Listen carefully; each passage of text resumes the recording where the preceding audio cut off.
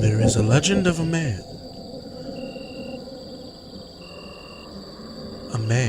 in a cabin, and I don't give a shit about any of that because I'm still locked in this fruit cellar. Capron!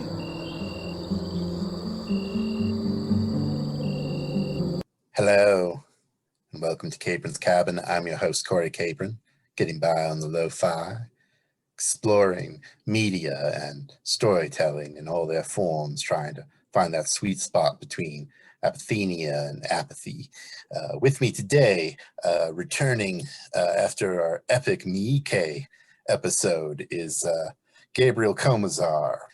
He is a playwright and a game designer and a creator of things. Gabriel, how are you doing today? Man, I'm just another citizen of Starship Earth, man. Someone spilled a whole bottle of Dawn dish detergent at my place of business, and I'm just getting by, you know. I could let it break me, but instead I gotta be a little bit like our boy in the red and blue. Just gotta stare into the middle distance like I'm hearing the screams of every single person on the planet. Breathe in, breathe out, and then take out my box cutter. I'm having a great time, Corey. Thank you for asking. I'm really happy to be here. I'm really happy to talk about Superman. Capron, can I come up now? Oh no. Are you done editing? I'm done editing. Everything's done. I want to come up now. Can I go home? Okay. Is that Brandon? Yeah. Coco's here. Oh yeah, no. Come on up, man. How you doing? You want I got some cans of hillbilly unicorn juice in the back here. Can I get you a drink, man? You had me locked in that cellar. Oh my God. What are you talking about? I didn't lock you in. I had to pick the lock and dig out to escape. Corey, I know we both hate editing, but you can't keep living like this. We can't just abduct our editors, Corey. I am going home now. No, wait, Brandon, don't go. Brandon, we're talking about superheroes. Talking about Superman. Superheroes? Yeah. So like today's episode, we wanted to kind of explore the trope that everyone complains about with, you can't tell good stories with an OP character. And, to do that, we're going to focus on the most famous OP character of all time, Superman, the man that everyone, when they go down their list of superheroes, especially us Batman people, are always That's like, true. no, he's too powerful. You can't tell a good story. Like, you're never worried about him. He's not going to die. He's invincible. You want to talk about Superman? Okay, I'll stay. Pull up a seat, shake off the dust from your terrible basement labyrinth. Can I get you like a yes? So the common thing, like I said, is people always go on about the character being too powerful. And so what I kind of want to explore with you guys is, how do you tell good stories with Superman? Because there are good stories. Mm-hmm. Like, my background as Superman growing up was, for some reason, I'm a baby of the 80s, a child of the 90s, but I ended up growing up on like Dave Fleischer cartoons and the original 1950s Adventures Superman. And so like that's kind of my wheelhouse. There's a few comics and of course the movies. Gabriel, what's your bag of monkeys when it comes to the Man of Steel? My are definitely the cartoons. First the original stop motion cartoons, and then the ones that came along with Batman the Animated Series, The New Adventures of Superman. After that, my dad had a very scant comic book collection that I, for the most part, wasn't allowed to read. It included V for Vendetta. It included Watchmen. The first one of those he really let me get my hands on, and the only Superman comics he ever owned were The Death of Superman, The World Without Superman, and The Return of Superman. That was the first full Superman arc I ever read, and holy moly. I mean, it's full of sort of tropes of that era. It's full of an ensemble cast of characters who have largely been rebooted to oblivion or otherwise killed off in the mainline comics, but it was amazing. It was a wild ride. And then after that, my favorite duo in DC Comics, just overall, are the writer Jeff Loeb and the artist Tim Sale. They teamed up for a lot of books, but one of my favorite was their standalone Superman graphic novel that was only 4 issues long, Superman for All Seasons. I think it is just, I mean, it's to Superman in my mind what Batman Year One is to Batman. Just a bare bones examination of the character that just gets everything right.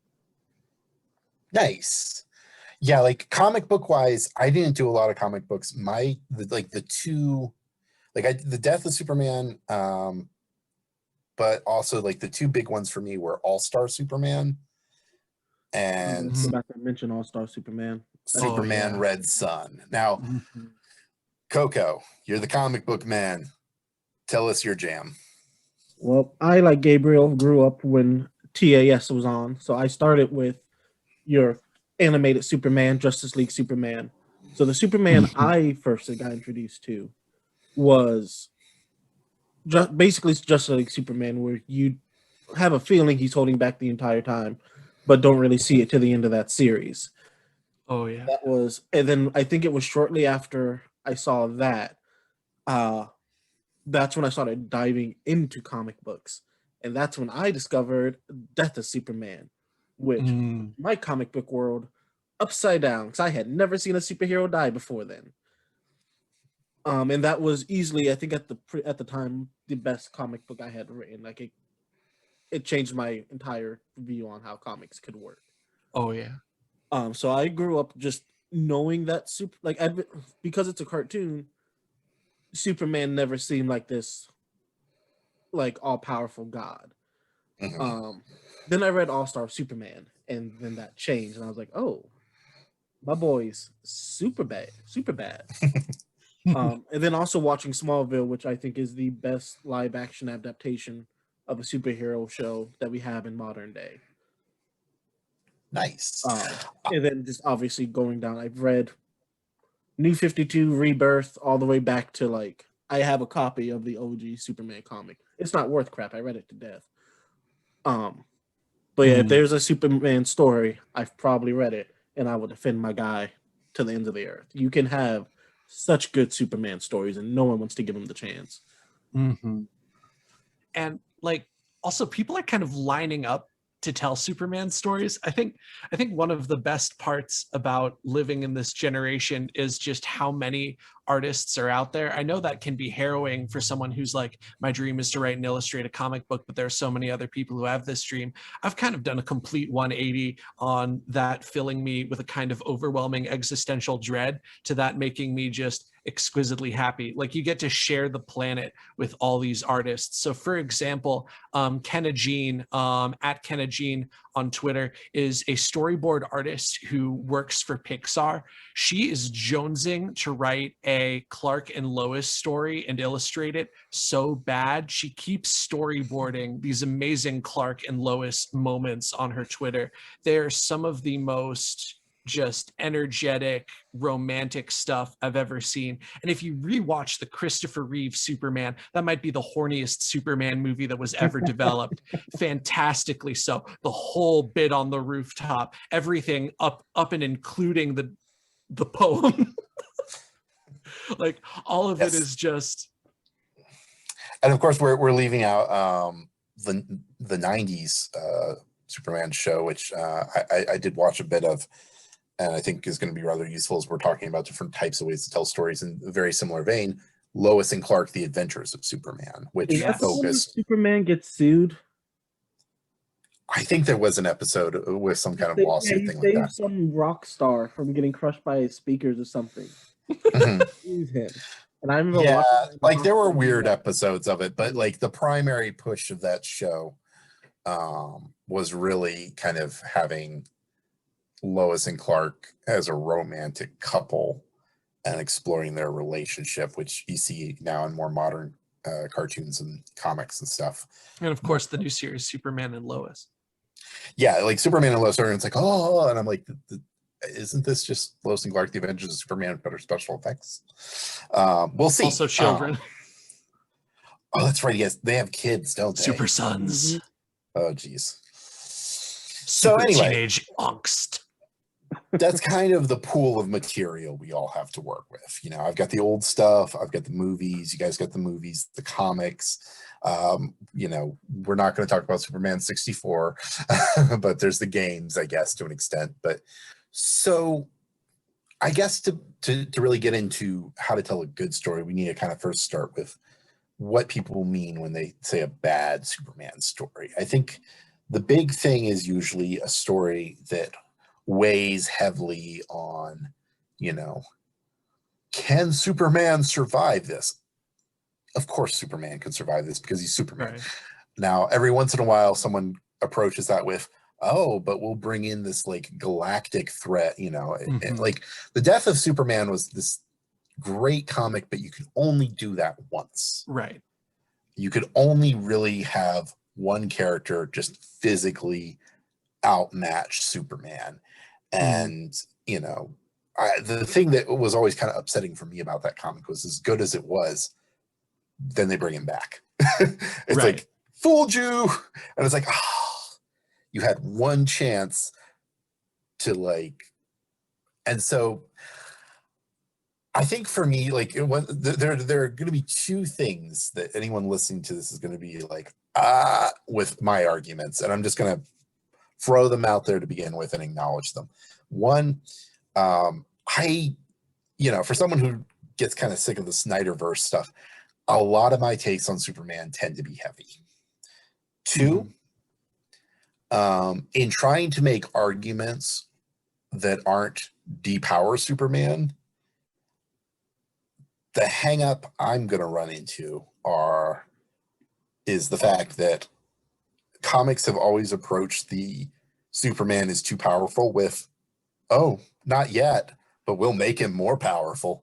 like there's a reason the internet keeps, and like things like Death Battle keep pitching Superman versus Goku. It's like you knock him down, he comes back 3 times more powerful the next time. Like in the time that we're talking, Superman is probably reached another like Ultra Instinct Mecha Goku level of Star Destroyer. Like I sneeze black holes now. Like people do this all the time. So in some of these arguments, because I'm going to pull from earlier Superman, it's going to seem like I'm saying, you know, depower him. The problem is just like Superman is exponentially becoming more powerful. It's not necessarily an argument of make him weaker. It's whatever state of Superman we talk about is going to be weaker by the time we're done talking about him, because somebody's going to give him another freaking power. So that's kind of the trick about this. But the straight argument at any given time of, you know, Superman's too powerful, we need to make him weaker, I'm hoping that we can kind of give some examples of why that's not the solution for Superman. Comic book wise, I've heard people make that argument all the time that like they're always trying to make Superman stronger. And they always get mad at DC in particular for doing that. Except it happens when at the very least in any Marvel DC character. They're always making them stronger. If Hulk loses a fight, oh, he can always get angry. If Spider-Man loses a fight, Spidey's always holding back. There's always that excuse of they're holding back. But I always felt like if there was one character that could constantly use that excuse because of what he is and who he is, it always was Supes. Supes was the one person. Yeah. He's Captain America with God powers. He's exactly has the same mindset, except he can accidentally sneeze and destroy a city. So I think that's like a major, like the thing they complain about is a major part of his character. He even says it in several shows. Like he feels like he's walking in a world made of paper. Like he always has to be super careful not to crush everything around him. That was an amazing line in the Justice League finale. My YouTube recommendeds have been doing me a great favor lately, showing me clips like that. God, he just whoops Darkseid, and that's my absolute favorite Superman scene in anything. I love that. This is really cool. I have it memorized. Let me show you what powerful I really am. Yeah. Oh God, I love that. Sorry, that's my favorite scene. Oh, nice. Yeah, when you talk about Superman from a perspective of power, it kind of gets into an arms race of various rainbow kryptonites and weird loopholes. Characters like Mr. Mixel, warping reality and what have you. But I think some of my favorite kind of Superman stories have been about the battle for his soul, which is kind of like what Superman for All Seasons is. You have these two sort of titanic characters. You've got Superman and you've got Lex Luthor, and they are both very desperately trying to save this one city, Metropolis, in their own ways. And you see those philosophies come to grips, and Lex Luthor try to sort of break Superman spiritually to prove to him outright that not everyone can be saved the way you want to save them. Only through a regime, only through totalitarian structure can real safety be achieved. Can people truly be safe? Which is funny because, not to spoil one of the greatest moments in comic history as far as I'm concerned, but in many ways, Superman Red Son, Yeah. Lex hits him from the opposite direction. Yeah. Oh my God. Yeah. What an incredible moment. Red Son is an amazing comic just all around. Yeah, it's probably my favorite like superhero comic. Like it's up there with Watchmen, and like there are comic book characters that I favor more. Like I love Swamp Thing, I love John Constantine, but like for a single reading experience, I got to the end of that and I got to that checkmate move. Yeah. That little I'll defeat you with a sentence. And I just put the comic down. I was like, I want to applaud. Like I'm alone in my bedroom and I just want to clap. Like, bravo. That is how you write a Superman story, even though it is a parallel universe thing. But oh, for sure. Yeah, you've got this this person with extraordinary powers, and you get these weird analyses of it, like the essay that Quentin Tarantino cribbed for Kill Bill Part 2, where Bill is quoting it to Beatrix Kiddo, and he says, Clark Kent is the costume, Superman is the real person. But I find in my favorite stories, sometimes the inverse is really true. Superman is the costume, who the person is, the values of this person gifted with near limitless power. That's Clark Kent. If it wasn't, it could be Red Son. But this person who has the power to do all of these wonderful and terrible things chooses the former. And he chooses it every time. And he chooses it in spite of everything. There are comics about Superman's morals being broken. There's a whole, the whole Injustice franchise is about the thing that pushes Superman to take a turn into a totalitarian regime.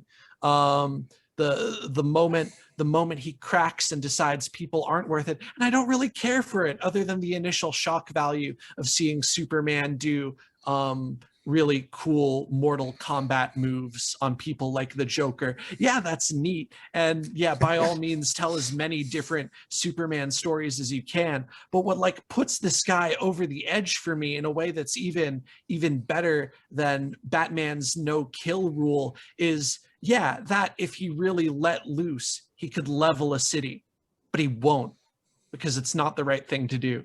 Well, see, I think that's the glory of Superman. Like, it's everyone focuses so much on how OP he is, they don't realize that, like, they don't ever take a moment to like read his stories and realize that a lot of Superman stories are him fighting him like with himself and what to do is right. Like Batman, there's a comic that I love where Batman, you know how Batman's whole thing is like it only takes one bad day and he could be the Joker, right? Where there's a scene where like Clark decided not to kill somebody, and Green Lantern's like, he's Superman, why didn't he just stop him?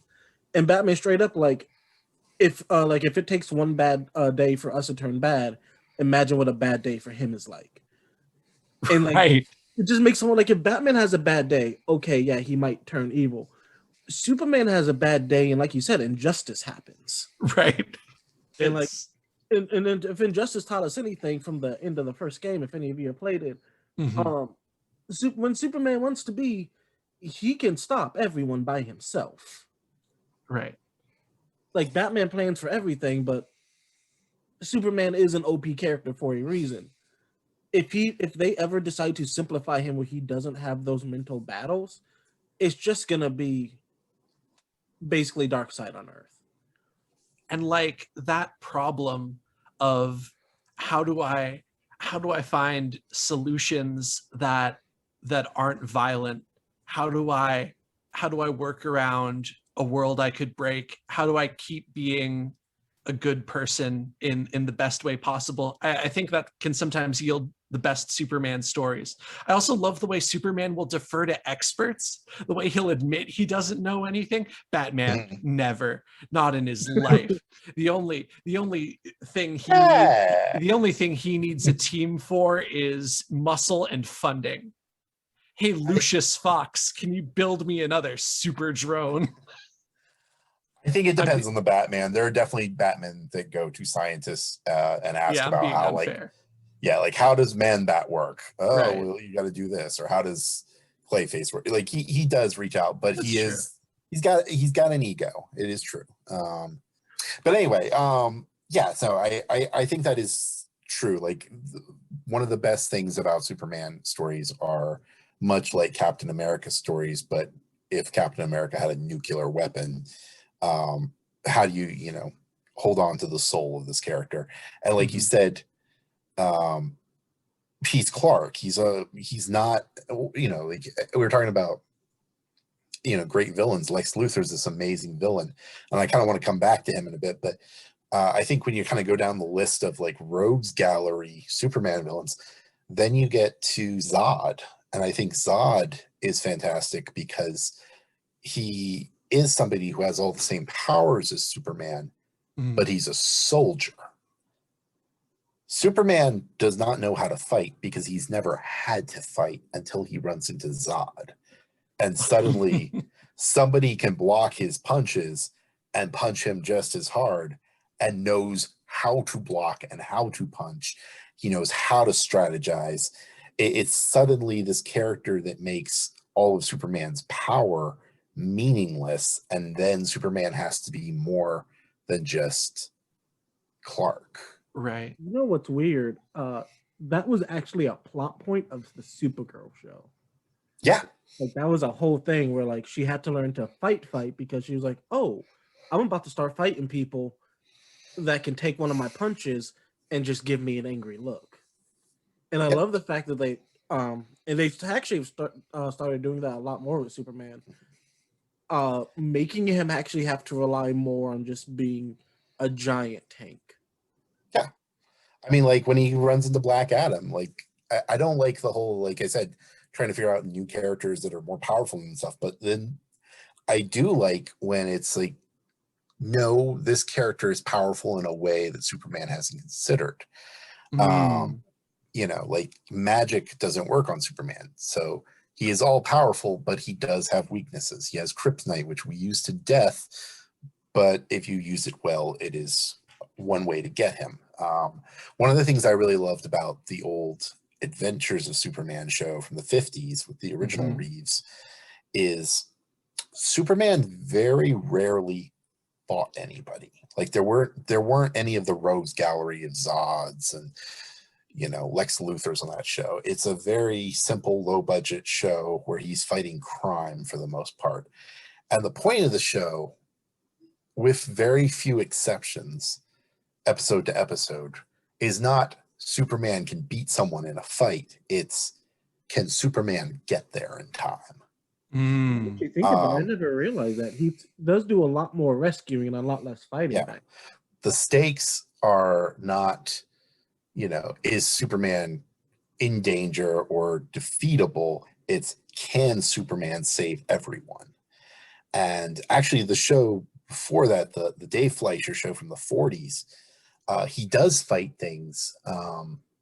And in that one, he is a weaker Superman. That is the Superman that really doesn't fly so much as leap tall buildings in a single bound. Right. And like I was going back and watching that, and besides the fact that it's written in the 40s, so there's, you know, lots of like, oh, little lady, oh, crap. Right. Highly recommend it just because the art is beautiful. Like if you want to see some really good Superman art, that show is phenomenal. But what I love about it is he is vulnerable to things. You never are worried about Superman dying, but like he can get tangled up in power lines and have a few thousand volts go for him, and he needs a minute. And so the suspense is, can he like gain consciousness in time to get to Lois, or, you know, something knocks him back, can he get up fast enough? It's like he feels pain, you know, he can be beat around, but it is again that priority of, can he save everyone? And when you fast forward to the 70s, other Reeves, you know, the first Superman movie, I think could have been, the first Superman movie breaks my heart because it is almost perfect. And then it really is. And then he flies around in a circle and turns time back. He gets time travel powers because that's what they do, is they always make Superman more powerful. But before then, yeah, you have Lex Luthor just attacking everything. It's like you can do anything, but can you be everywhere to do everything at once? Right. And at the end of that, for all that he accomplishes, Lois still dies. And had they had the nerve to stick with that and then have Superman not kill Lex Luthor, that would have been the greatest Superman movie. Maybe, but America would have hated it. I know, like I said, that's the hang up for, like, I'm warning from the beginning here. A lot of my Superman stories are kind of dark takes because I'm an edgelord. I know. Imagine how jaw-droppingly tragic the same movie with that unforgettable rooftop scene, and she's gone forever. Damn. Holy moly. And he still does the right thing. And like, he still does the right thing. It would have been phenomenal. Like, oh, yeah. I don't know if we would have been ready for that at that point. No, it would have been received in the same way as John Carpenter's The Thing. People would have hated it, and then a cult following would be developed after the fact. Exactly.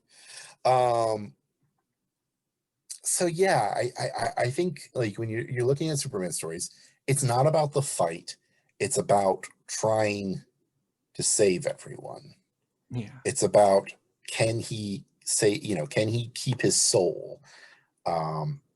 And so for me, you know, we fast forward again, and once again, we have an almost perfect Superman movie. As much as I don't want to say nice things about Bryan Singer anymore, or a movie that has, you know, a certain piece of shit playing Lex Luthor. Superman Returns at the beginning does something that it then doesn't do for the rest of the movie, but had it. Like, one way to think about, like, OP characters, in my opinion, is treat them like you're playing D&D and you've got people who optimize their characters. Like, they just make the most powerful characters. Okay. Min-maxing. Yeah, min-maxers. Okay. So do you throw everything at them, or do you start getting clever about it? And what Bryan Singer did is made one of the most harrowing scenes of Superman, because he had Superman stop a falling airplane in a world with realistic physics. Suddenly, Superman can't just pick up a building. Suddenly, Superman is a tungsten rod trying to stop something. He grabs a wing, the wing rips off. He goes in front of it, he starts to punch through it. He is an unbreakable solid object, but he's a tiny solid object. So trying to stop something like a plane is like trying to stop a plane with bullets. Right.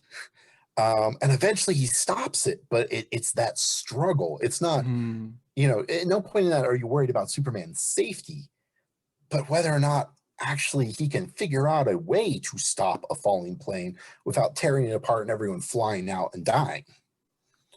It's breathtaking. Yeah, go ahead. It does the thing that Nolan's Batman movies do so well, where it kind of redeems and remakes the character, makes the character fresh by giving detail to the work of it, the work and the logistics of what it would take to be this kind of hero. In Batman's case, it's just sort of the raw kinetic energy and how incredibly just sort of sore and broken you are after falling on so many trucks. But yeah, with Superman, it's like, how do I do this thing? And, to its credit, at the end of the movie, he needs an EMT like everybody else. Yeah, no, that actually goes back to the 50s show. In the 50s show, he gets sick. What do you do with a man who you can't inject things into? You can't, that's one of the beauties about Superman is like, let's say like something does get lodged in him. To remove a splinter, you've got to like use a kryptonite scalpel. You basically have to do chemotherapy on Superman to remove a splinter from him. And now the climax of Superman Returns is bullshit. I'm saying the movie is problematic, but he did do a couple things that I think with Superman, a lot of Superman media, and I'm going to go to you guys for the comics, but for the media, like, I think that when you're looking for good Superman stories, the trick is to take pieces from everything. Everyone gets something right. Right. And then screws the pooch on the rest of it. Like Bryan Singer, amazing plane scene, making Superman have to like hear everything and like really getting into the sense of like, oh God, Superman has to constantly ignore that people are dying because he can't save everyone. Right. And, you have that Castaway sort of plot of like Lois has a kid and a family now, and he's just got to take it on his chin. Yeah. Like, man, now I want to rewatch that movie. It's a bad movie because then at the end of it, he picks up a continent made of kryptonite, and you're like, okay, nothing matters. Yeah, nothing matters anymore. There's no rules. Like, people always that's the biggest issue I have with that movie. I can get past a lot of stuff. The man just got like some splinters of kryptonite in him and it laid him out. But now the whole kryptonite mountain and be like, nah, this is cool. If I just will it hard enough. And that's the kind of shit I can't stand. So it's got like the best and the worst. That's like an anime trope to the end, and I still can't. Oh, yeah. Yeah. And I will say we've been comparing a little bit about Superman and Goku, and I want to say to the credit of Superman, and this speaks to how he continues to be a compelling character all this time. The major benefit of the American comic book industry, which I mostly hate because it's all just intellectual property being sold for movie rights at this point, but the beauty of it being this Cuban automobile that gets used over and over again, is Superman has the benefit of being handed to a number of different writers and artists, and Superman can be entirely different from run to run, from story to story, including powers and limits and powers. Goku, as much as I love him, will always be part of an Akira Toriyama story with all of the weaknesses that entails. I love the Namek arc of Dragon Ball Z. I love the Cell arc. Nothing has ever even touched those staggering highs. It is weird that they're continuing Dragon Ball Z for me, because in my mind, the beauty of manga and anime is that they have the luxury of having definitive endings. But unfortunately, with the longer running properties, they're taking that turn where they're becoming more intellectual property than stories in their own rights. So Boruto comes after Naruto, and Dragon Ball Super will probably still be going on after I'm dead. but there are like people chomping at the bit to tell stories with these characters from every direction. I just talked about that one storyboard artist, but the more people you let into that room, especially people who aren't like the people who came before, you know, you let more women write Superman, you let more people of color write Superman, better Superman stories. And this is Or true. Superman. That's why I like comics. Like there were the thing about comics, and the thing why I never understood why people get mad when things change in comics. Comics have been written by different people since like almost the time that that character's created. Right. Most of these characters have been out for decades, and throughout those decades, like every year, so like every couple months, even at the same time, sometimes you have different people writing these characters in different ways. They're never gonna stay the same, Right. and I love that because you get different stories, different scenarios. Like yeah, there are comic runs where Superman is an invincible god. There is a comic run where he straight up goes Super Saiyan, and there are also comic runs where like Superman is dying, or Mhm. comic runs where like he's not the most powerful thing, like a lantern took him out. And that's the thing I love about comics. They can always change, and you're never gonna get the same thing consistently. I don't want So, kind of jumping from, so, you know, we've kind of covered power levels and, you know, where you can't, you know, it's rarely about fighting Superman so much as telling stories around his powers, around him trying to save people. For me, at least, the next step would be to talk about the other really important thing. Gabriel, you've been kind of alluding to it a lot with the Twitter comic art, Mhm. but the characters, like I've already talked about Lex a bit, but I think there's a reason we've had 2 television series that emphasize Superman and Lois. I think some of the best stories of Superman are not stories told about Superman so much as the people around Superman, especially Lois. Not Lois is the key. But no, I mean, like it was interesting going back and watching like the 50s and the 40s, and then kind of glossing over the 90s. And in some ways, like Superman and Lois, in the same way that like the Tarantino Superman is an S and Clark is the essay of like what Superman sees people as. Right. Lois and Superman kind of reflect male-female dynamics every decade. So like the 40s, it's like, oh, Lois is very driven, but she gets herself in trouble and we gotta help the little lady. And you see some of that in the 50s as well, but it's a little bit better. She's a little more clever. And, you kind of have your proto Lucille Ball kind of Lois. And so each decade you get, even the Snyderverse Lois is very kind of, a bit more. It's not about saving Lois all the time. Right. She's competent. She goes to some dangerous places knowing that like she can get out of it, but it's a better developed Lois than. I'm sorry, I love Margot Kidder to death. I love her in Arthur, and her was that Liza Minnelli. Sorry, but in Black Christmas. Oh. Yes, she's in Black Christmas and phenomenal in that. So I'm not hating against Margaret Kidder, but people hold her up as like the Lois, and she is the furthest thing from my idea of Lois. Like great performance for that movie, but Lois is a much more interesting character than I'm gonna go get into trouble. Oh no, like that's the 40s Lois. Right. But yeah, I think there's a lot you can do with those relationships, and with the relationship between Superman, a man who can do anything, and Lois, a woman who wants to do anything, but everyone thinks she can't. For sure. No, it's a fantastic dynamic. It's enough to hold up 2 different television series. It's also, she's got to do so much of what Batman does in a Batman story as far as investigating the inner machinations of a particular plot, only without any of the resources. You know, she's regarded as a journalist with all of the kind of negativity that entails. Sometimes she's a famous journalist, but usually that doesn't work to her credit. A Pulitzer-winning journalist is showing up at my lab. While meanwhile, Clark fails upwards. Like Clark, Right.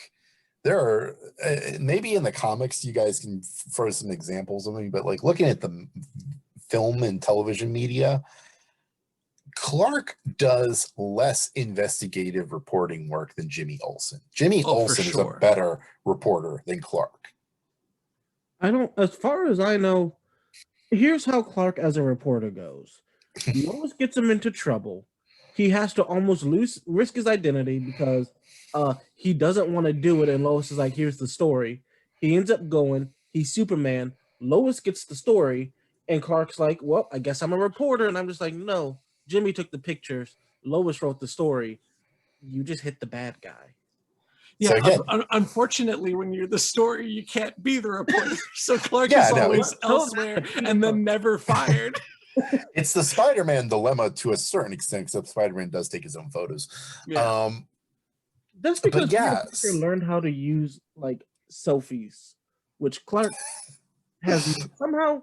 It's funny to me because in a lot of comic books, Clark doesn't understand technology very well. But then he's Superman and goes to like the Fortress of Solitude, and I'm like, my guy. Yeah, come on. Let's keep talking about the job thing. If I didn't show up at Target and they were like, Gabriel, where were you? You were no call, no show. And I was like, yeah, I was. But did you see the guy in the gorilla suit pushing carts? All those carts got pushed by that mysterious stranger in the gorilla suit. So in a way, the work got done. Were you the guy? No. And you didn't clock in? No. And you didn't show up? No. You're fired. Also, now this is the Daily Planet. We're in the middle of this Manhattan style city. We've got a big globe spinning around. What you think we're gonna like have an Associated Press reporter who just isn't there? Like, he has to write puff pieces or something. Because all of the big stories. So what the fuck is he writing about? He's writing about Batman branding people. Oh, right. That's exactly what he's doing. He's writing about Gotham. Oh my God, that's exactly it. It's like once they start teaming up, Batman's like, okay, I'll let you have the inside scoop. I'll have Robin take some pictures. We'll come up with something. Although talking about like characters that Superman's around, I don't think anyone's ever really utilized Jimmy Olsen enough. Oh my God. Oh my God. Brandon. Matt Fraction of Casanova, Matt Fraction of the Hawkeye series that took the world by storm. That Matt Fraction has written a Jimmy Olsen series, and it is sexy as hell. I've seen it, and I've been meaning to read it because I live or die for Matt Fraction. I love his writing. He's amazing. Yeah. He goes for it. His Avengers comics, his Uncanny X-Men comics, his Infinity Run. God, he's amazing. And then I heard that he wrote a Jimmy Olsen comic, and I was like, is there a God? And does he like me? Yeah, exactly. No, Matt Fraction was actually one of the first comic book writers I ever met at the first comic book con I ever attended, Baltimore Comic Con. I think it had to be in 2009 or 2008. Formative moment. He complimented my Spider-Man shirt. I will follow him. I'm ride or die for that writer. He's also good, which helps. I've loved it. Hickman and Fraction are my two favorite comic book writers. So speaking of God, I've kind of had you guys on board with me up till now, but I'm going to take a controversial hot take here, which is not necessarily how it's been done historically, but another great thing, I think, a well that has been dipped into, but I think can be done better in the future, is the Jesus parable. Yeah, I know, but hear me out. I think it has not been done well. But I think the often, we point to it as a cliche, even though it's never knocked it out of the park. The sort of Jesus parable storylines of Superman, or the comparisons. I don't think there's really a good story other than the death and rebirth of Superman that really like nails it on the head. But here's why I think that is a fun thing to play with, and more could be done with it. Comic books, these superheroes, Marvel, DC, is the oldest kind of academic thing to talk about them is they are our modern mythology. They are our Greek gods. We retell the stories, the Roman gods. Here's the thing. Because Christianity is a faith held by many people, they don't respond well to it being explored like a mythology. Case in point, Last Temptation of Christ, Dogma. Anytime we go, hey, well, what if Jesus did this or Jesus did that? There is picketing, there is rioting, there are death threats. It's not like, but if you have a character, much like Lord of the Rings, much like C.S. Lewis with the Chronicles of Narnia, if you remove the stories, because the beauty of storytelling and the beauty of religions is that they are filled with stories. If you remove those stories from that context of faith, of, where to look at them in a different angle would be blasphemous, then you could, like on a purely secular level, the Bible, the Torah, they are full of fascinating stories. Like I'm trying to be very, diplomatic here, but like, there's a reason people keep coming back to these things. I've read the Bible from beginning to end. I've read a lot of books. The Bible's wild. Yeah, no, like there was a point when I was young where I was practically being groomed to be a preacher. Like, so my point is, like, when you have a character like Superman, you can look at things like the temptation of Christ. You can look at stuff like the Apocrypha, which is basically what Brightburn did, which is, like the Apocrypha tells about Jesus as a kid. And like, I have all these powers. I don't know what to do with them. I just zapped somebody. You can't, like, if somebody made a movie like that, it would piss so many people off. And I'm not even saying it's wrong. They would be wrong to be pissed off. But when you have someone like Superman, you can look at those stories. You can look at that philosophical well. And I think that, the Genesis religions have stories in them that aren't analogs of Greek Roman stories. And so I think it's great to have characters like that. Just like I don't agree with everything, but it's why I love the Chronicles of Narnia, is it's a way to look at these stories from different angles without causing, like, Darren Aronofsky's Noah. Right. It's a fascinating movie. It is, sure, for a lot of people, blasphemous as fuck. Like that movie, and Mother afterwards. Yeah. Like you're like, how did they get away with this?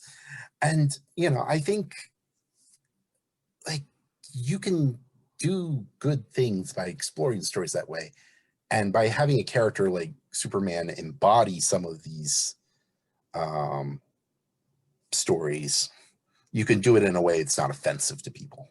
I mean, Superman is basically the human equivalent. Like, so there's actually I can't remember what storyline it was, but there's a comic where Superman's actually having a conversation with Vandal Savage. You know who that is, Capron? Yeah, time traveler, immortal. Yeah, where he's going on about, like, he pretty much asked Superman why he doesn't just call himself a god. not like rule over anyone, but go by the epithet of a god. And Superman's like, because I'm not a god, I'm just a man with extraordinary power or something like that. And Vandal Savage is straight up just like, by definition, to lower beings, that you are the equivalent of a god. Like, Yeah, because he because was talking about like how the fact that like there's the gods in Shazam and everything, like, and they have met actual gods in this universe. Mhm. And by that definition, Superman fits. And there's this whole exchange between them about like the reason Superman doesn't go by a god is just because of who he is, not so much what he is. Exactly. And so by that extension, I think that, and I don't mean to make Superman into this purely ponderous thing where you never get any punchy good action in. Because again, Zod, Right. Luthor, Brainiac, like he's got great villains. It We can like talk you about can tell Metallo. Metallo, He's sure. a bunch of sons to like smack a god slayer hard enough to send him to another dimension. And you can have that every once in a while. I'm not saying you can't, but I think as people look for like how do you tell good stories of Superman, you can explore that kind of god level of him. Like another one of my favorite comic book characters of all time, Sandman. The reason we didn't get a Sandman movie a while back when Joseph Gordon-Levitt was working on it was he refused to have Sandman fight. He said that is not the point of Sandman. It is ridiculous to have a character this powerful get into a fist fight with someone. That is not the point of the stories of Sandman. So, you know, when you look at a character like Lex Luthor and his many different iterations, you look at characters. I mean, Lex Luthor is the one I really am hard on, but you know, even just how he relates to the other villains, like you can tell interesting stories again about that fight for his soul. Right. I'm kind of repeating myself here, but you know, like look to something like Sandman and look to the like street level Sandman stories and how they can tell a story without a punch. Man of Steel was playing in my break room at work today. And I do want to give it a little bit of credit for showing Superman fail on screen. And I believe it is painted that way as a real failure for Superman. And I mean, it's explored pretty heavily in the opening sequence to Batman v Superman: Dawn of Justice, the 3-hour ultimate cut, where you can see this incredibly extended 20-minute 9/11 sequence as Bruce Wayne attempts to evacuate all his people. But like that sequence ends with him like on his knees, holding on to Lois for dear life, sobbing. He's failed. The problem is right after that scene, he punts a satellite in front of an army convoy and goes, "Hey, I'm here to stay, boys." But like before that, it's horrible. The last thing he wants to do is kill Zod, but it's the only thing he can do. Yeah, he's got to kill like the only other person in the universe who is his species. You know, it's and now I'm alone. I actually like Man of Steel like more than I should. I do too. It's a beautiful movie.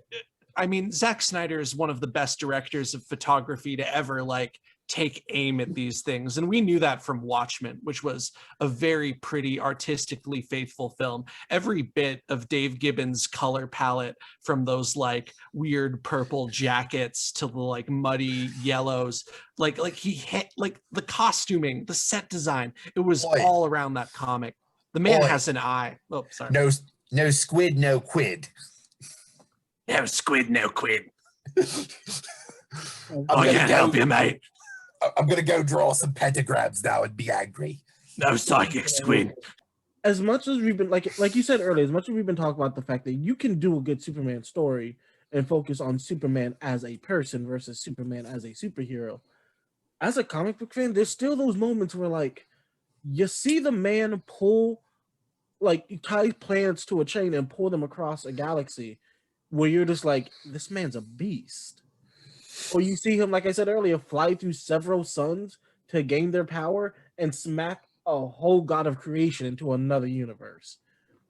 Like, as much as I like ground level, like, he needs to be like, we need to explore his soul, I can also get behind just seeing this insanely strong superhero absolutely dominate. Like I said earlier, the scene with, like, against Darkseid, where he's like, we have a rare opportunity for me to show you exactly how strong I am. And I'm just like, yes, God, yes.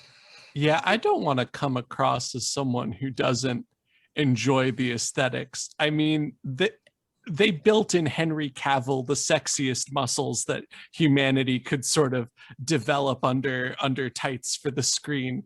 I mean, all the electrolysis money could buy, and he sells it. So fun fact, there's a shirt, I think it's in Man of Steel. There's a gratuitous shirtless scene with him. Oh, yes. That is purely in there because Zack Snyder found out that Henry Cavill had worked so hard to get those muscles. Those aren't CGI muscles. That is really Henry Cavill. Yeah. And like the early review stuff was everyone thought he was fake, that they were CGI'd on. And Snyder was like, Henry, come on, come back. We're gonna do a shot of you shirtless just to like you busted your butt to do this. Oh my God. That's the thing I hate. All the stuff with him on the tanker. Oh.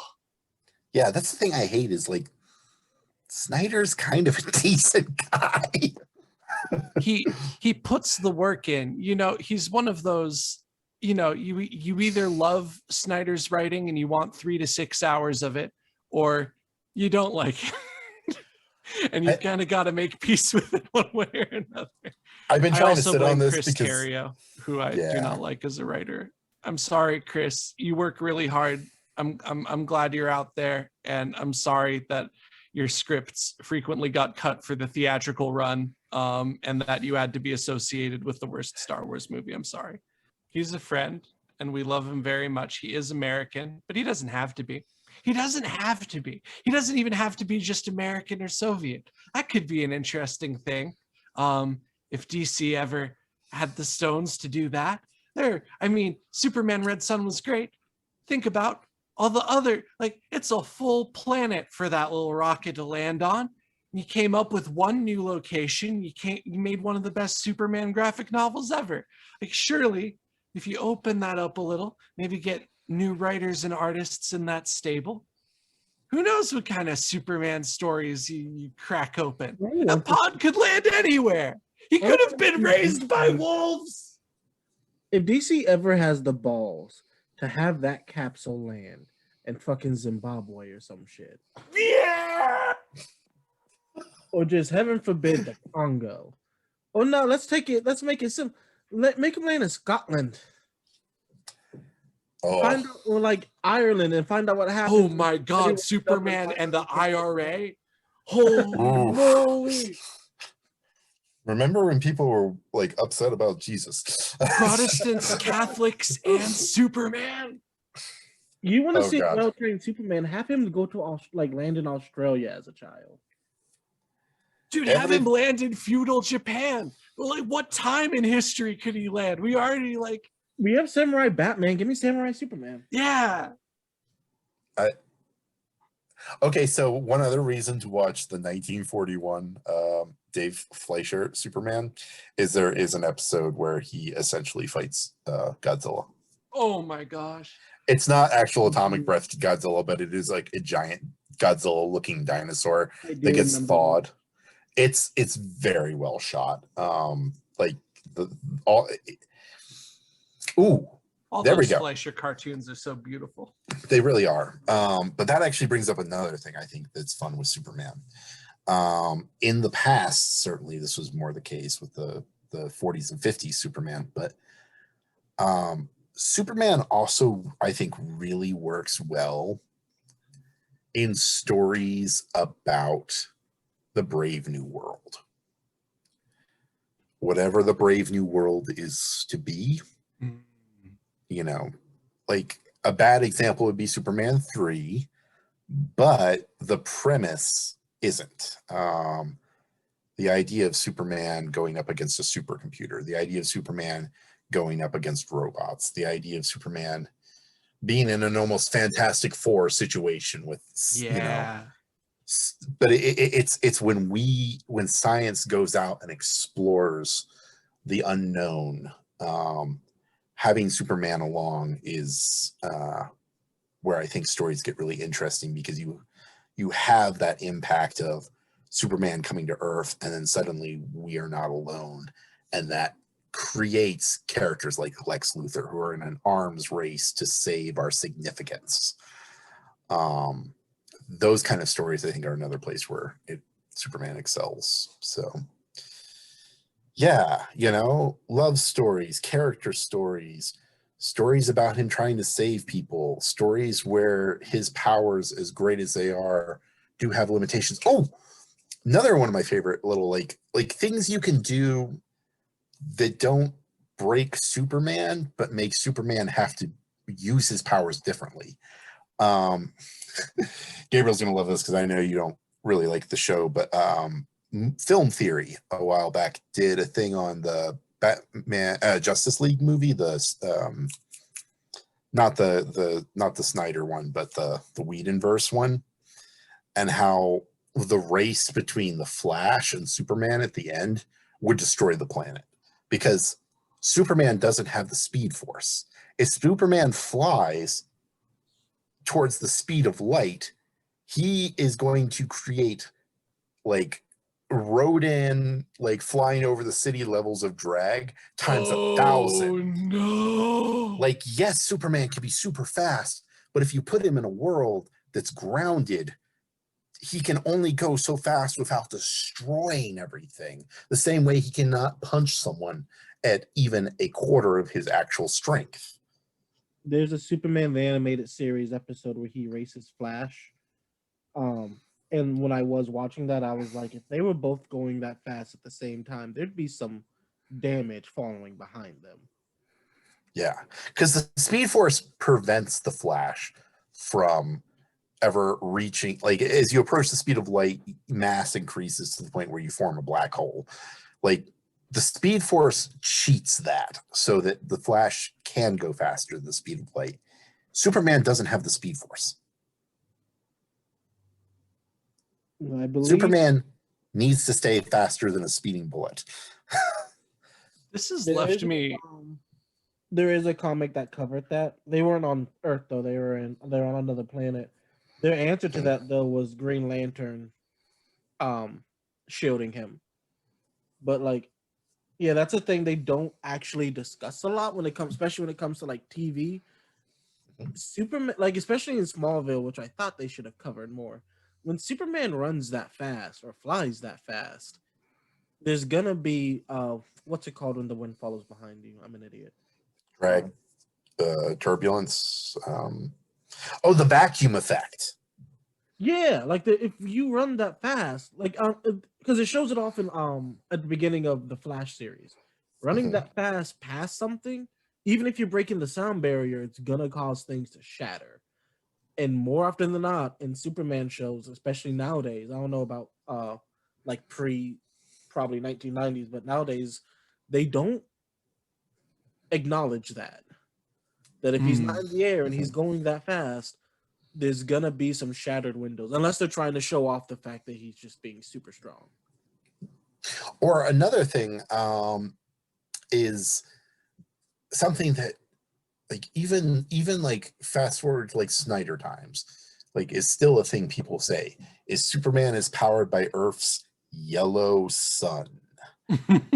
Okay, all stars are yellow. Like, I mean, like, unless you're dealing with like a white dwarf or a red dwarf or something like that, but like all basic stars are kind of like Earth's star. Some are huge, some are little, but there's nothing particularly magical about Earth's sun. Except in the comic world of Superman, it is considered a yellow sun. So depending on who's writing Superman, Superman flies too far from Earth, Superman's no longer Superman. He's just a Kryptonite, Kryptonian. Right. There's also the fact that it's never consistent whether or not he can breathe in space. Sure, yeah. It's never consistent. Yeah, like the Brandon Routh Superman, like he's got his ship to fly him around when he goes to try to find Krypton. Animated series Superman had a spacesuit. Yeah. And we're not going to talk about Alien versus Superman because it's dumb. But it happened. Yeah, I don't know much about Alien, but I can't imagine that being a fight.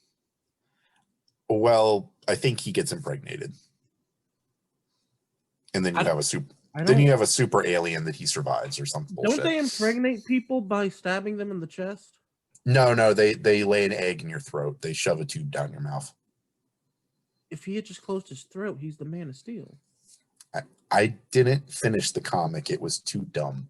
It was on a rack, and I was like, I read everything Alien. What is this? No. But so again, like there are ways. Take a character like Superman and make it challenging, make it interesting, make it weird. And none of them, like I said, with the caveat that whatever Superman you're currently reading might be more powerful than the one I'm imagining because they keep making him more powerful. They give him a lantern ring at one point. You don't. They give him a lantern ring at one point. No. Lantern ring? No one's gonna touch him anymore. Yeah, that's the other problem with comics is everything now has to be like Dragon Ball fusioned together, and it's like, what if we give like Batman a lantern ring and like Darkseid's throne, and then like he makes out with Doctor Doom, and they cross the strands, and Zool is yeah. I don't know about you guys, but I'm kind of coming into this towards the latter half of this conversation kind of feeling pretty optimistic about the state of superheroes. I mean, these characters are coming on a century old for some of them, over a century old, and there's still all this untapped potential. There's still all these people who want to tell stories in the medium. And I honestly, I guess if I want anyone's takeaway to be anything, it's just to do it. Hannah Blumenreich, an indie comic book artist, I'm probably butchering the name, I'm so sorry, Blumenreich. She created the Spidey zine, which is basically a Spider-Man fan comic she just posted online. And it wound up being so popular, she was actually invited to do her own Spider-Man comic. I mean, not that might be you, but just do the thing, make the fanfic, and chances are, if it's a fresh take, it's going to get eyes on it. Like I know there's IP, there's intellectual property, and yeah, you probably aren't going to get paid for it, but Superman is yours, you know? It's being shoved in your face, it's part of your culture, it's part of your childhood, it belongs to you. Comic books should be written by people who read and love comic books. So if you read and love Superman, live your dream. Right, like if you want the character to be different, like you can make them different, and chances are that's going to get eyes on it. I mean, I've been talking about these Twitter posts 3 times in this one podcast, and yes, that is already an established storyboard artist, but be that as it may, it's only a slight tweaking of characters we already love, and it's blowing up. Like, people love fresh takes on these characters. There's so much untapped ground there. We are still telling new stories with Zeus and Hercules and Theseus and, Medea and all these characters. We're still telling you stories of Shakespeare's characters. Comic books are just another medium of telling stories with. And are most of my favorite characters street level characters? Yes, I love Daredevil. Yes, I love Constantine, who is very powerful, but also not in a throw a punch at you kind of way. Right. And yes, Sandman, who's a freaking god of dreams, but isn't a violent character. Like, you tell different kinds of stories with different kinds of power levels.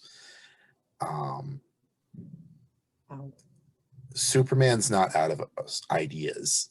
It's Right. just, if you want to make a really engaging, interesting, relevant story, you got to look at what kind of character Superman is. Right. Character what- first. Yeah. Anything you guys want to add? I think we're kind of coming to an end here.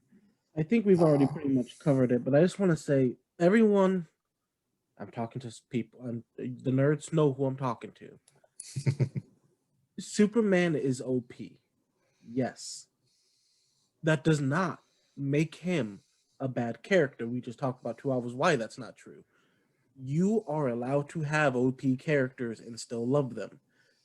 They just because you can't relate to somebody who flies around and shoots laser beams out of their eyes does not mean you do not get to enjoy them. Superman is not made to be like us. He is made to be like his whole jam. The whole reason he was created was to be a god amongst men. And that's what he does. And what makes him great is that struggle. So don't hate it just because he can like punch 2 planets together and make them go boom. The whole thing is the fact that he doesn't do that, and that's a struggle.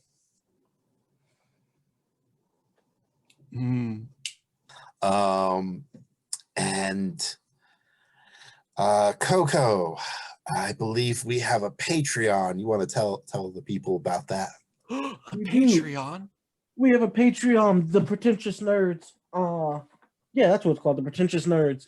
We have extended version of episodes there, all of our normal podcast episodes ad-free, and we have recaps of old episodes going back to talking about old topics. I think we have like 4 different tiers starting at $3 a month. Joining our Patreon also gets you entered into our monthly drawing where you get an item based on each of the topics of the episodes we released that month, spread out between Black and White, Expert Consultant, and Capron's Cabin. Join now and listen to Brandon and I relitigate the oldest anime argument of all time, subs versus dubs. Yeah, if you like this, me and Gabriel was supposed to talk about subs versus dubs for 15 minutes, and it took us 45. And I'm a you know, monster. and coming down the road, if you haven't gotten sick of me talking about Godzilla yet, I think we have an upcoming episode in next couple of weeks on the Patreon exclusive where I'll talk about Godzilla, the Matthew Broderick, Roland Emmerich, Godzilla in name only. So yeah, no, check us out on these things. And of course, I've got my music stuff out there. Just look up my name on Bandcamp. But Gabriel, did you have anything you wanted to add? Finally, my time has come. 10 million HP Planet just came out. You can get it at sandypuggames.itch.io. This is mainly Nem, the founder of Sandy Pug Games project, but I got to write a few moves for it. I'm pretty proud of them. One of the moves is where you cry angry tears. Another one of the moves is where you give an inspiring speech and then die. So I'm very happy about that. It features artwork by the inimitable J.N. Butler. You can also, if you want to read writing by me, you can get Wizard Punk on there. You can get Americana on there. I wrote in those 2. Monster Care Squad is now text complete. It will hopefully be out in November in hardcover and PDF format. I also wrote on Wizard Punk. Yeah, Corey's in Wizard Punk too. Yeah, and there's something else coming up in the ways, so keep your eyes out because there'll be future. There will be future collaborations. Thank you guys so much for coming out here. Again, hit up that Patreon. Coco does a lot of work making these episodes into semi-coherent things, especially like the last week's episode, which was pretty. Pay our editor, please. Yeah, pay the editor, man. But yes, thank you all very much for coming out, and listeners, have a good night, stay safe, and yeah. Be Capron, why is the front door Superman. locked again? Oh no. Huh? Oh no. He locked the Oh, door. so guys, I wanted to talk to you about. You wanted to bring up Watchmen. No. Pass the Capron, no. unicorn juice. Yeah, we got the unicorn. I'm gonna need a full bottle, and then I'll talk about Watchmen. Take easy places.